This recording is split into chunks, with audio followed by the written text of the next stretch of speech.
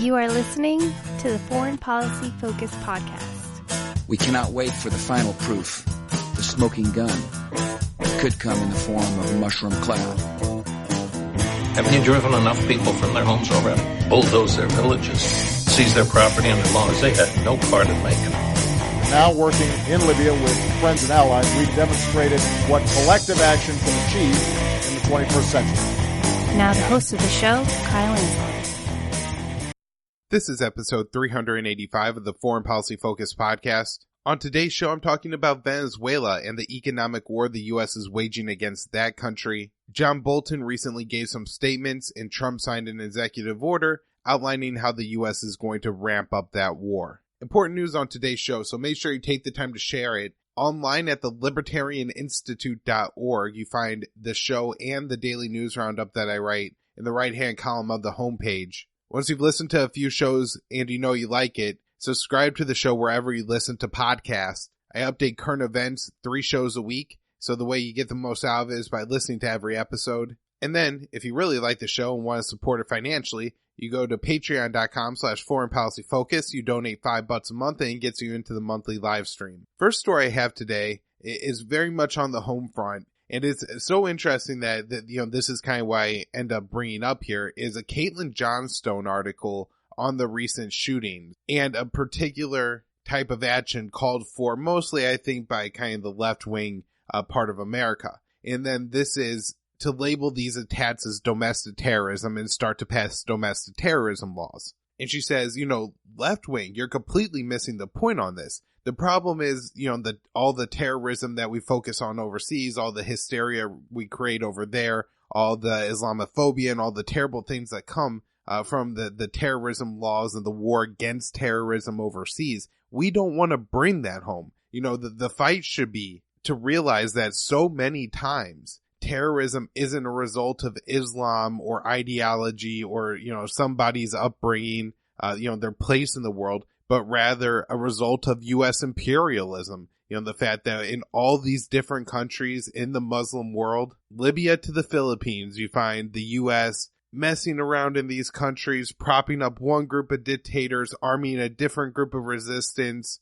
supporting the Saudis who are, supporting Al-Qaeda somewhere, supporting the Emirates that are supporting AQAP, directly supporting the Islamist, later the people who become ISIS in Syria, of course, the Israeli oppression of the Palestinians. So there's all these reasons, right, for terrorism that has nothing to do with Islam. And that's, what the left needs to be focusing on. Well, everybody needs to be focusing on. But that's kind of the point that Caitlin is making here. She very specifically doesn't weigh in on the gun control issue. She says, I have my own opinions, but this is kind of a U.S. national matter. But what all you Americans should be concerned about is passing these domestic terrorism laws. I completely agree. I'm also against any efforts to, support any kind of gun restrictions either. But I think this, relates very well to the war issue. And, we, start to see the kind of demonization and operations against terrorists, projected onto Americans. Things get pretty ugly at home. And we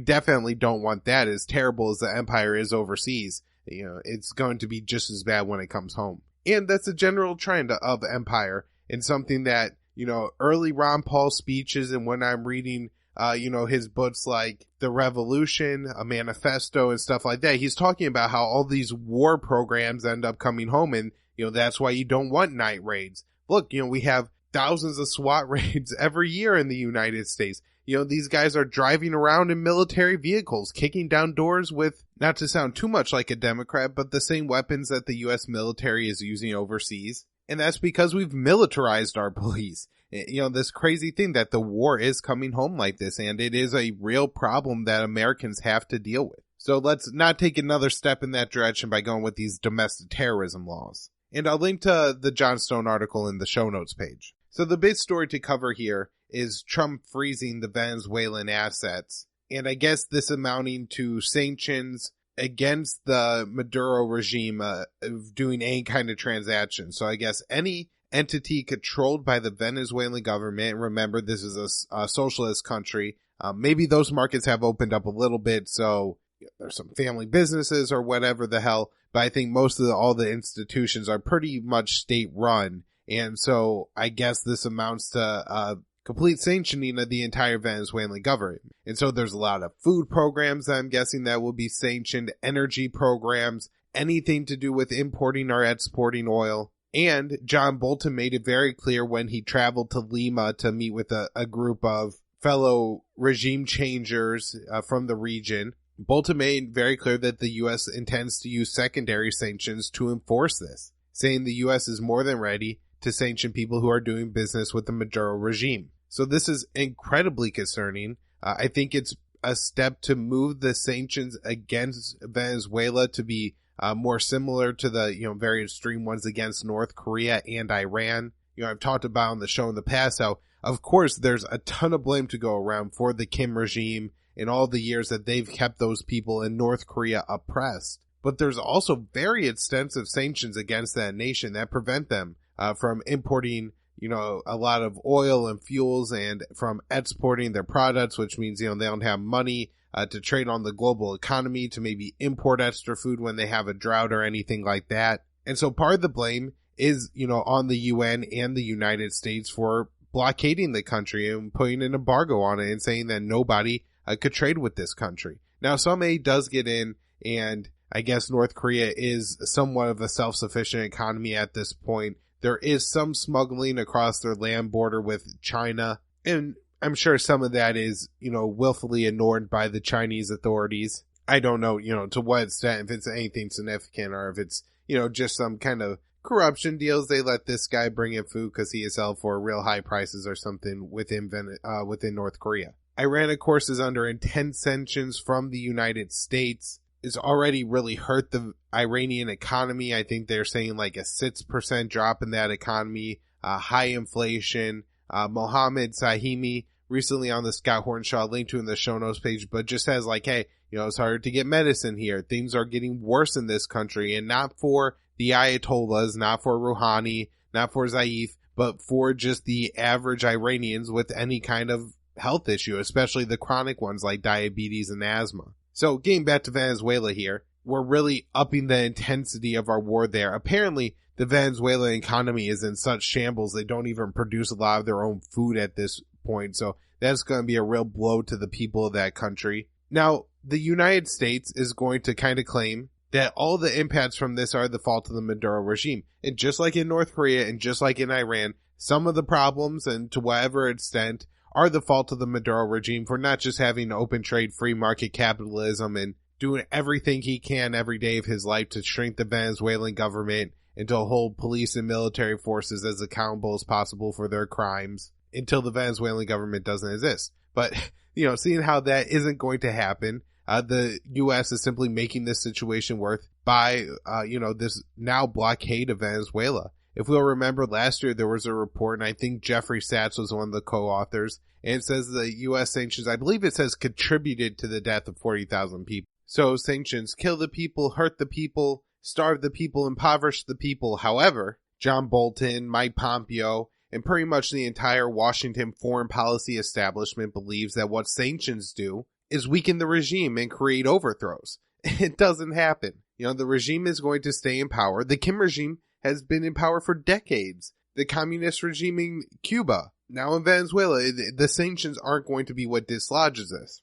Popular uprisings are going to happen if the people are prosperous enough and, see better lives elsewhere and say, hey, that's what we want for us, not this, crappy communism repression that we're stuck with. And yeah, those kind of protest movements are probably very difficult to have, but the U.S. coming in and giving arms to the most violent and militarist factions of these groups, artificially overpowering that faction, and then you end up with many times a worse kind of government or just total chaos and, the replacement. And so, expecting that people are going to rise up because of, the sanctions you put on them is not just stupid. It's absolutely a sadistic thing to do. This is the difference between stupid and evil, where stupid people, I guess, assume that for whatever reason this will help the people rise up. And evil people know that this is just something that's going to hurt the regime, create more nationalism among the population of the targeted country. and create a situation where the country becomes more militaristic in a way to fight back against the economic war being waged against it by the United States, because almost no country in the world has the ability to combat a U.S. economic war. We control the international banking systems more, if not directly, more or less. We all know how important the dollar reserve currency is, and the fact that if the U.S. says something, it likely goes in the international stage. There's, been very few times right on the border of Russia with Ukraine, Russia defending an important naval base in Syria and then backing Assad. But other than that, there's not many times that the U.S. isn't able to pretty much do whatever power moves it wants around the world. It hasn't been able to dislodge regimes through its, sanctions. But if, those regimes, I guess, make the mistake of acting more militaristically, or there's just enough U.S. propaganda created to make the people of the United States believe they're going to act militaristically, then, they could be overthrown that way. And so I guess that's, kind of the goal here. And my guess is that John Bolton falls into the evil, sadistic camp, who I think believes that generally because he thinks that, it's the greater good and long-term the best results, believes that, we need to provoke Maduro into overreacting and acting out violently, either enough against his own people or against, the United States, that we, get the United States people enough to back us to go in there and kill the guy. My guess is on the coming shows, I'm going to be talking a lot about how different countries are reacting to these sanctions, whether they continue to trade with Venezuela, and then what the U.S. response is, whether that's to put on secondary sanctions or not. It seems that if Bolton has his way, the secondary sanctions will be put on. I also think it's important to remember here that for the past couple months, Venezuela's more or less been out of the news. I think Guaido has largely been exposed as not a true leader of the Venezuelan opposition, certainly not a consensus leader of the opposition. And I think it seemed to pretty much everyone that the coup had obviously fizzled out. There wasn't enough support within Venezuela amongst the people of the opposition. The Maduro rallies were consistently bigger, and it just wasn't the case that Maduro was going to lose power here. And so rather than maybe ramping that down, I had talked about, there being a real problem with the U.S. sanctions on Venezuela were already so extensive that I don't think Venezuela could just ignore them, forever, and, would eventually have to have the U.S. either draw them back, or they would have to look to escalate in some way to, resolve the situation. And I had hoped maybe the U.S. would just kind of say, oh, well, people could start to go around these sanctions and we're not really backing them or imposing them right now. But rather what you had was the complete opposite, and Trump taking 3 more steps towards Bolton and agreeing to these massive sanctions. It's really disappointing. I'm looking forward to seeing some reporting in coming days on how this decision was made in the White House, and why, as Trump was the peace candidate in the last election, as disturbing as that is, the less war candidate in the last election, and many people think that helped propel him to victory. Now he's taking more aggressive positions against countries just as this 2020 election cycle is getting going. Edward Snowden put out a very important tweet, and it's something I've talked about on the show, but obviously I didn't understand this as well as Snowden now explains it, but basically saying that Amazon is a U.S. company and like 50% of websites use Amazon's cloud service. And so what this means is that 50% of websites, in order to operate, have to have access to the U.S. market. And who knows how many of the other server companies are very important and based in the U.S. And so if the U.S. sanctions Iran, like they, sanctioned the foreign minister Zaif or the Venezuelan government, then how many of all these people lose their platforms and can no longer have access to their website?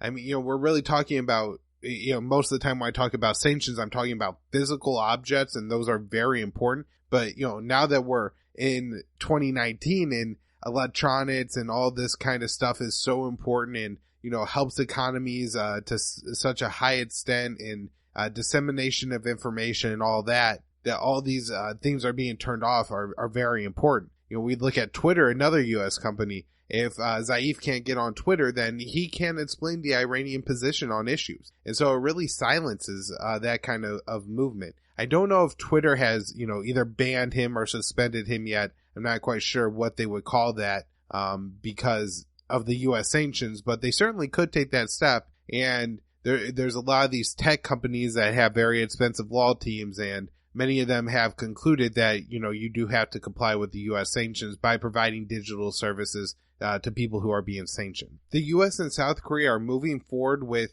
military drills that have really upset the North Korean government. I think in the past few weeks, there's either been 3 or 4 new short-range missile tests by the North Koreans. And every time that, they made the statement that this is because of the planned war games between the United States and South Korea. I was hoping the U.S. would back up on them. They didn't happen. Mark Esper, new Secretary of Defense, said that they're going to go ahead as scheduled. It's very unfortunate that this is happening in a time when Trump has just visited the DMZ and seemed to, have another opportunity to take meaningful steps towards peace with Kim Jong-un. And now you have these war games and then the North Korean response causing a lot of problems. I guess the good news of it is the U.S., at least for now, seems content to ignore the North Korean missile tests. To these latest tests, Mark Esper said that we're not going to overreact. Now, I guess he could mean that overreaction would be a nuclear strike, but we're just going to go with a conventional weapons strike against North Korea. But I do think what he's saying is, we're not going to take it too seriously. John Bolton, the National Security Advisor, who a couple weeks ago I would have thought, maybe he doesn't have a lot of influence right now, so he could go out and say hawkish things, but he got marooned to Mongolia when Trump was crossing the DMZ with Tucker Carlson, so it may not matter a whole lot if he's making threats towards North Korea. But now, with this Venezuela thing, seeming that maybe Trump, again, is listening to John Bolton on things, maybe it is important that Bolton is saying that North Korea, hey, you're getting close to, violating our freeze for freeze agreement, which isn't something that's been formalized. Just since the relations in the 2018 Olympics have really improved things, the U.S. and North Korea have refrained from, carrying out weapons tests, and in exchange the U.S. isn't carrying out these war games. Now it seems that both sides are somewhat going against that deal. Although the Trump administration interpretation of events is that Kim isn't violating the agreement because these aren't weapons associated with their nuclear program, and that the U.S. isn't violating it because these are defensive military drills. Turkey has said that there's a plan now to open a joint operation base within Turkey for Turkey to establish safe zones in northern Syria. I somewhat suspected this after I read that the U.S. had told Turkey they didn't feel they had military authorization to combat Turkey invading Syria. So that, seemed to be as much of a green light as Erdogan needed to move forward here. And that is what Turkey seems to be doing. Although these threats have been long-standing, so maybe something ends up changing. I'm not sure if the U.S. has enough sway over the Syrian Kurds to get them to give up this territory. And some of this territory, I think, is actual Kurdish territory, not just occupied Arab land by the United States and the Syrian Kurds. And so, it may be things like Afrin that they actually do want to fight for a little bit. At the same time, if Turkey chooses to fight and the U.S. doesn't bat the Kurds, they really don't stand a military chance against, the very advanced Turkish one. Few things on Africa I just want to run through. In Egypt, there was a car bomb outside of a hospital. I believe it was actually a cancer hospital in Cairo that ended up killing 20 people. It's one of these kind of crazy stories, but I think it's important to talk about how, this is some kind of Islamist who packed a car full of explosives and he was going to hit some other target. On the way, maybe the guy's nervous or just somebody else is driving like a jackass. He gets in a car crash while he's like, oh my God, there's explosives all over this thing, hops out and starts running. The car bomb then goes off, killing 20 people. It's just an example of the crazy things that happen during war and when the U.S. bats dictators like General al-Sisi in Egypt. In Libya, one of the airstrikes by the Libyan National Army, that's Haftar's forces, hit some kind of facility that killed 43 people. If you ask the Libyan government, they were migrants. If you ask Haftar, they were Chadian militants who I guess would be fighting on the side of the Libyan government for whatever reason. That war is going on for the city of Tripoli, and I think it's a lot more brutal than anybody's covering, definitely, because it's not really getting any media attention. So I am trying to keep my eye on it and see what's happening, but it doesn't seem like the battle lines are changing, and there's certainly quite a good number of airstrikes going on between the Libyan government and General Haftar and his Libyan National Army, which is so interesting because you wouldn't think that either of these governments would really have a whole lot of access to the international weapons market and, ability to replace old parts on their plane, but apparently they do. And they're carrying out drone strikes against each other. I read a story about Kenya, and I thought it was kind of interesting that they're now hosting a summit of, I believe, 20 African nations to train their police on kind of how to detect and then investigate IED attacks. And I guess this is a more new problem from Africa. Last year in 2018, AFRICOM reported there were IEDs used in 9 different African countries. And so just like the U.S. war in Iraq and then, following interventions in Yemen, Syria, Libya has spread this terrorism cancer all over the greater Middle East, including North Africa and now West Africa. And so while, a bomb goes off in Libya or Nigeria or something like that, and nobody really thinks, oh, what did the U.S. policy have to do about this? A lot of times that's where you trace it back to the world global empire. All right, share the show. foreignpolicyfocus.libsyn.com, libertarianinstitute.org, and at Checkpoint Asia. That site is run by the former guest on the show and great, empire hater Marco Marianovich. Patreon.com/foreignpolicyfocus. Private Facebook group, name of the show, Foreign Policy Focus. Thanks, everyone.